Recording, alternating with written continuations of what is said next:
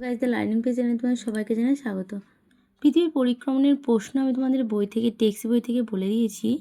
আজ আমি তোমাদের ইম্পর্টেন্ট কটা প্রশ্ন বলে দেবো। দেখো কী আছে, প্রথমেই বলবো পৃথিবীর অক্ষ কাকে বলে, মেরু কাকে বলে।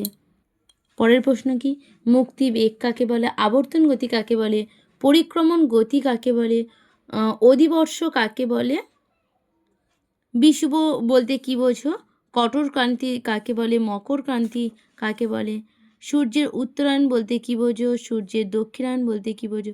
এই প্রশ্নগুলো তোমাদের কিন্তু খুব গুরুত্বপূর্ণ প্রশ্ন, এগুলো তোমরা আগে থেকে করলে আশা করছি তোমরা কিন্তু কমন পাবেই পাবে।